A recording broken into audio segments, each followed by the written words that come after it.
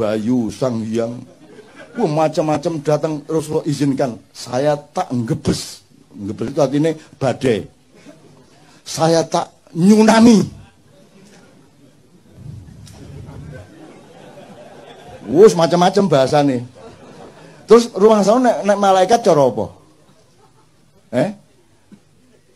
Kamu pikir siapa yang mengajari malaikat ngomong? Tahu benda ini, benda itu. Ustaz, apa ayatnya? Adam diajari Allah, Adam mengajari malaikat. Jadi karena kejadian air yang naik ke darat itu namanya tsunami, ya ada yang ngomong, kula tak nyunami nggih Kanjeng Nabi ngono. Wah, aku krungu dhewe rek. Pokoknya menawarkan bikin proposal mohon izin kepada Muhammad SAW untuk ikut membantu Muhammad menghancurkan orang-orang kafir. Muhammad mengatakan, tolong jangan lakukan. Sebab kalau Allah perintahkan pasti dia juga perintahkan saya, kamu akan saya suruh, tapi jangan lakukan. Karena aku sudah terlanjur mendoakan agar yang melukai saya tadi nanti punya cucu menjadi pemimpin Islam. Gitu loh. Jadi kalau orang utang tidak bayar-bayar, doakan ya Allah, jadikanlah anak dia bisu-bisu orang yang murah hati memberi uang sebanyak-banyaknya kepadaku. Ngono. Wong ditagih gak kena, ya toh.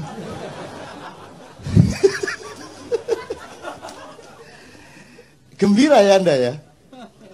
Loh, ini namanya rahmatan lil alamin. Bukan hanya rahmatan lil ad loh.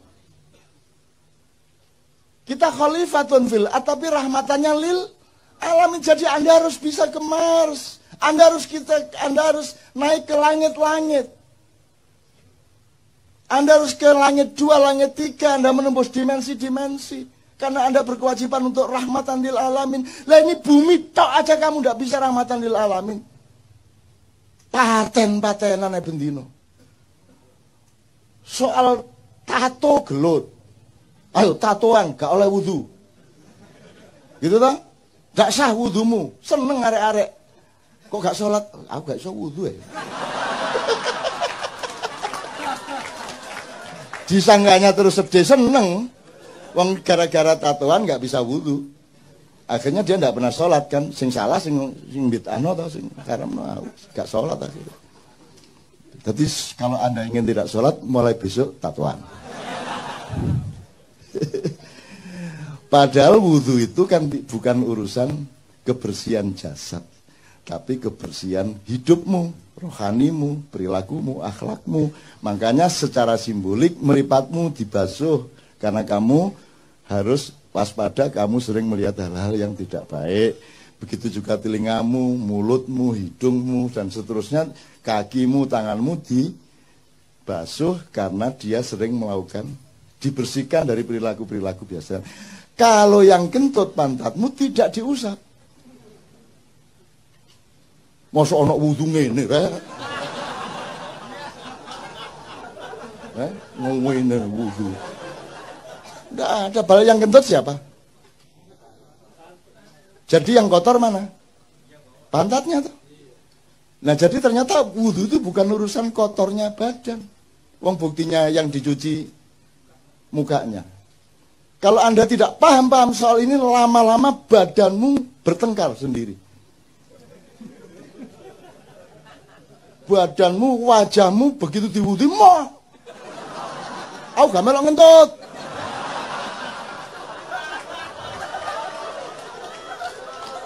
Terus ngene, iya. Ku, selet iku sing ngentut dudu aku .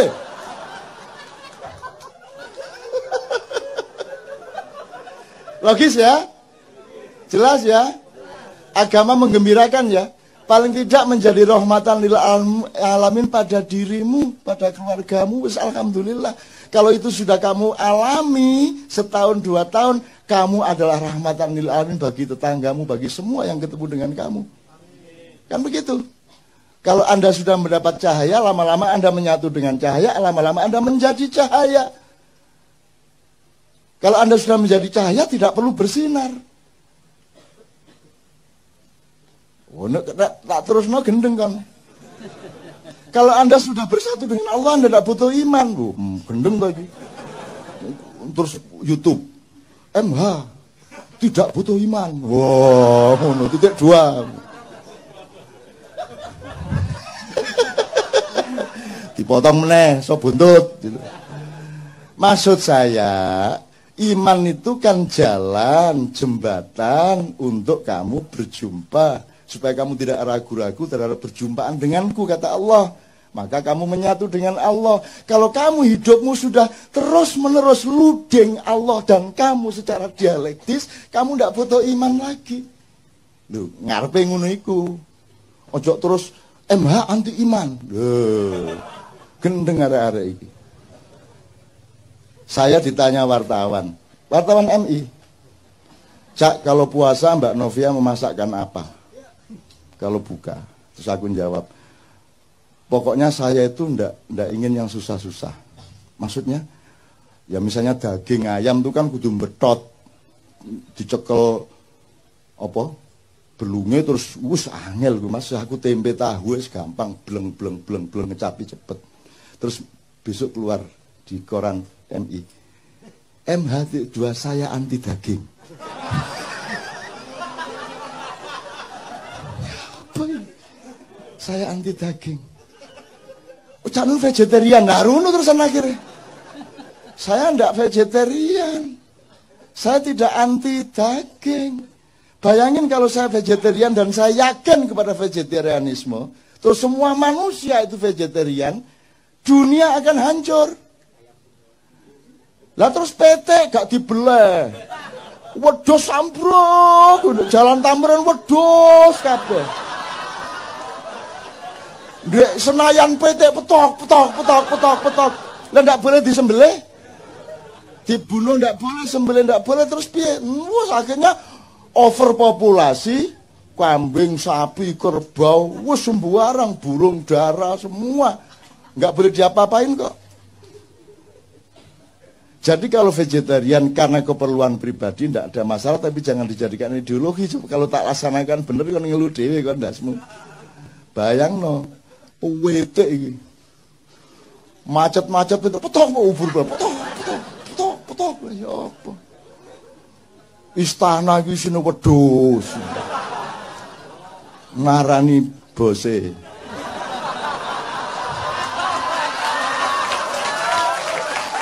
Ngono upamane ya. Oke, sekarang saya tanya, iki wis minta waktu nira aku kudu nang airport iki rek. Oke.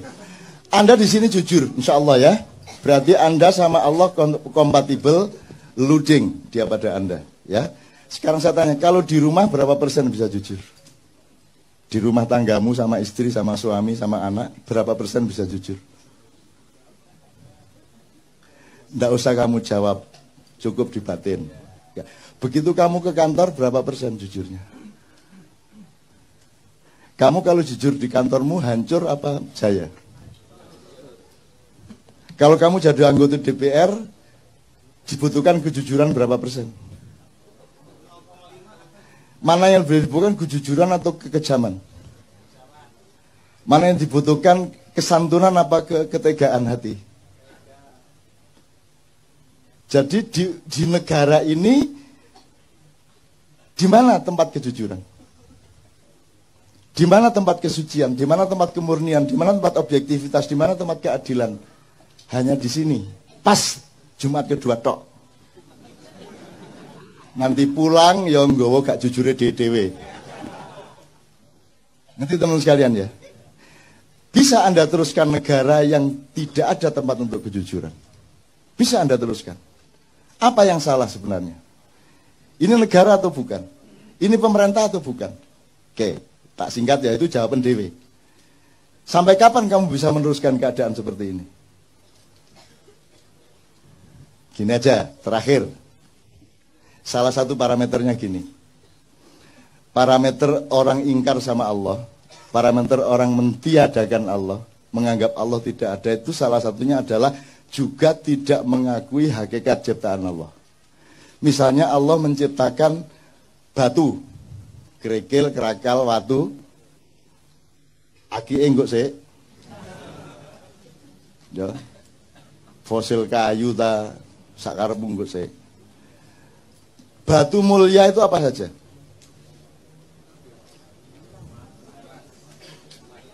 Emas,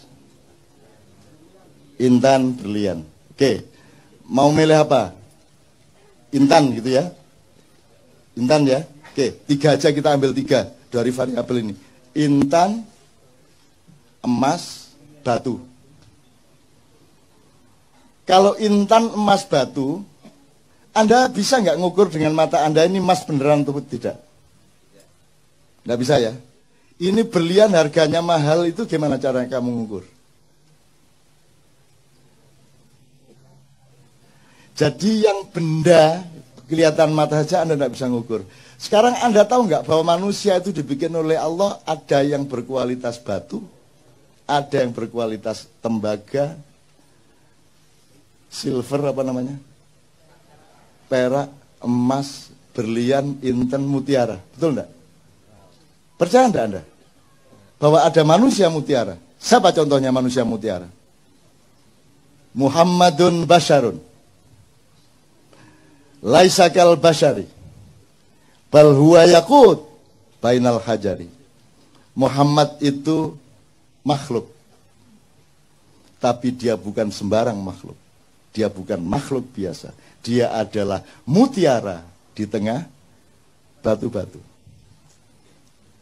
Tak persingkat ya Mas ya.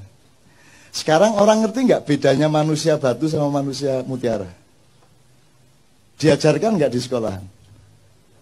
Untuk membedakan manusia bermutu dan tidak, diajarkan nggak?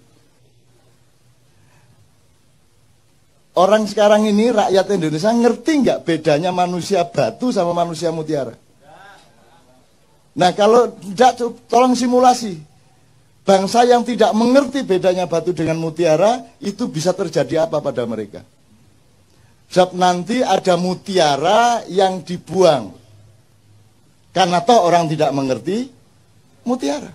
Ada batu yang dimutiara-mutiarakan dengan pencitraan melalui Kompas, Tempo, dan lain sebagainya. Terus Anda semua percaya itu mutiara. Cuman dikasih warna kuning supaya seperti emas dan Anda percaya dia emas. Terus Anda harus pakai demokrasi, dan demokrasi itu biar se-on emas sama se-on batu sama. Satu suara. Demokrasi itu lahir dari bangsa yang tidak mengenal kemutiaraan manusia. Saya enggak provokasi ya. Di Quran itu yang disebut Allah apa? Ini Mas, sudah nikah? Belum? Mbak sudah nikah? Belum? Kok kabeh rawan ya opo? Yo no abibane sih. Sudah nikah? Dah. Lebih penting mana, negara apa nikah? Nikah. Jelas ya? Umumkan tuh kepada setiap orang, bahwa negara kalah penting. Sekarang pilih mana, negaramu bubar atau pernikahanmu bubar? Dah jelas.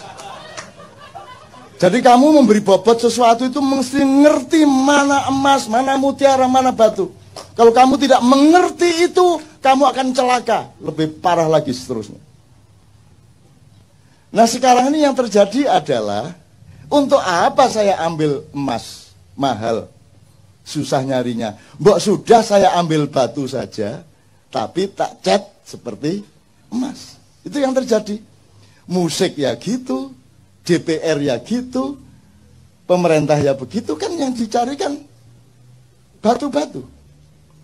Jadi kalau kamu sekarang oleh Allah diberi karomah, sehingga Anda adalah mutiaranya bangsa Indonesia, Anda harus siap untuk sengsara, siap untuk tidak dianggap. Karena yang berkuasa dan yang punya duit tidak akan mau membeli Anda karena terlalu mahal harga Anda. Mending ambil batu dianda-andakan, ngerti nggak? Ngerti ya? Oke. Sementara tidak ada orang marah, orang juga nggak ngerti kok bedanya emas sama. Jadi teman-teman sekalian, di Ma'iyah ini nomor 1 adalah tolong belajar kualitas manusia. Tolong mempelajari mana manusia batu, mana manusia mutiara, mana emas. Zaman kalau di Quran hanya disebut ada raja. Dan raja itu yang menentukan sebenarnya Allah, yaitu kalau orang rakyatnya sudah mengetahui, oh itu memang orang mutiara itu. Sulaiman itu memang mutiara. Yusuf itu memang mutiara. Daud itu memang mutiara. Semua orang mengakui dengan jujur. Maka dia rajanya memang. Tidak perlu pemilihan. Pemilihan itu terjadi karena Anda tidak ngerti bedanya mutiara sama. Saya bukan anti pemilu. Tapi kalau diterusin memang anti pemilu. Tapi saya tidak mengatakan begitu. Bahwa outputnya seperti itu bukan salah saya. Nah sekarang Anda mau pilih mana? Di Quran tidak ada disebut kecuali kerajaan dan raja. Dan Anda ditipu selama 500 tahun ini. Anda pikir yang di sana itu kerajaan itu bukan kerajaan, itu bukan raja. Raja nggak begitu. Raja punya kualitas, raja punya wibawa. Kalau pakai terminologinya Ronggo Warsito ya Satrio Pinandito Sinisian Wahyu. Sinanding Wahyu, enggak apa-apa, Sinisian Sinanding bodoh sama. Jadi Anda harus bisa melihat. Nah sekarang mutiara-mutiara justru dihancurkan. Apakah dia inovator teknologi? Harus dihancurkan. Apakah dia wartawan kreatif? Dikeluarkan. Karena Anda mutiara. Anda mau jujur, mau jernih, mau berbinar-binar seperti mutiara, Anda dikeluarkan. Yang dibutuhkan batu-batu yang dipoles. Karena sekarang yang nomor 1 pencitraan.